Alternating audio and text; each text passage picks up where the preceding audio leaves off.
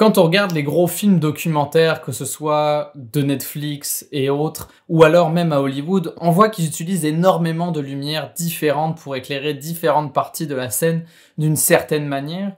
Mais qu'est-ce qui se passe si je vous dis que vous pouvez faire 3 setups d'éclairage avec une seule et unique lumière, et que vous pouvez avoir des looks très différents? Salut, je m'appelle Thomas Doucet, je suis photographe et vidéaste d'aventure, et aujourd'hui, je t'invite dans une nouvelle aventure sur ma chaîne YouTube.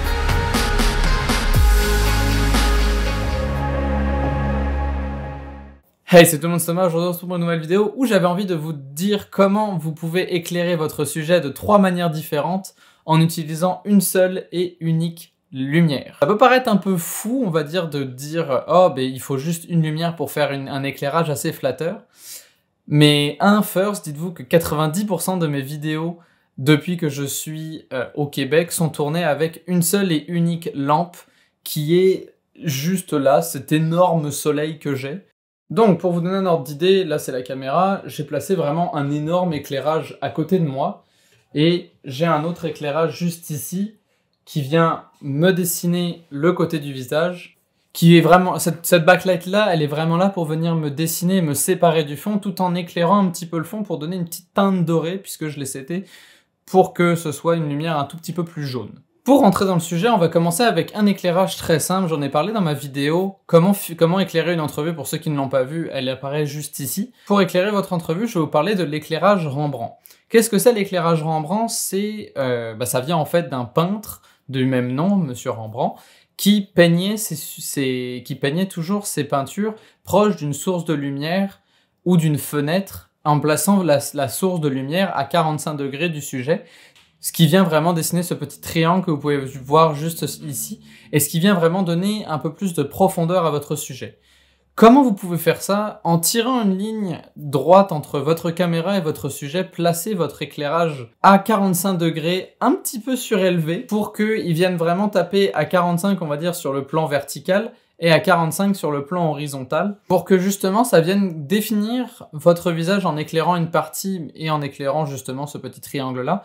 Et ça vous donne un éclairage qui est très plaisant avec uniquement une seule lumière. Le deuxième éclairage que je vais vous montrer, il a été popularisé par le réseau social TikTok, mais aussi les Musical.ly à l'époque et les Vines à l'époque. C'est comment recréer l'effet ring light, c'est-à-dire l'espèce de halo lumineux qu'on a dans les yeux qui est très flatteur pour souvent du portrait ou des choses comme ça, qui vient vraiment donner un gros coup de peps dans la photo. Comment vous pouvez faire ça? Eh bien, écoutez, c'est très simple. Encore une fois, l'avantage de ces setups-là, c'est qu'ils sont extrêmement simples à exécuter.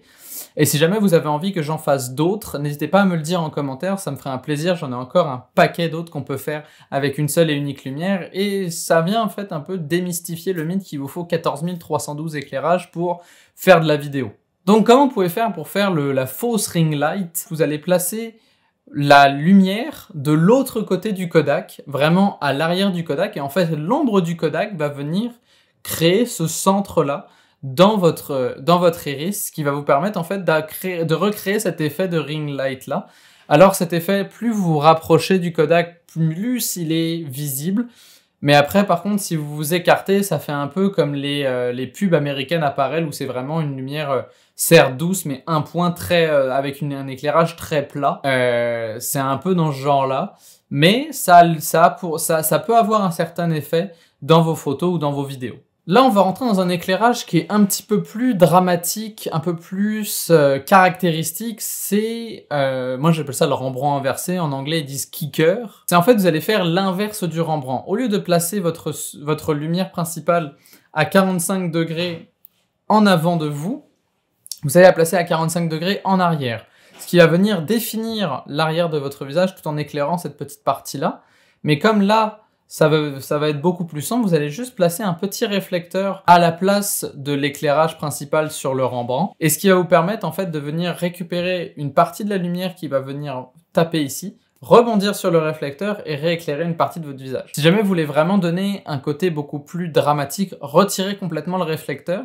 Ça vient vraiment en fait donner 2 éclairages en un qui ont tous les deux une caractéristique assez intéressante. Et voilà, c'est tout pour cette vidéo, j'espère qu'elle vous aura plu. En tout cas, moi j'ai adoré la faire. Encore une fois, si jamais vous avez envie que j'en fasse d'autres éclairages avec un seul setup, n'hésitez pas à me le dire, je me ferai un plaisir de le faire. Genre, j'ai des notes, j'ai tout ce qu'il faut pour le faire.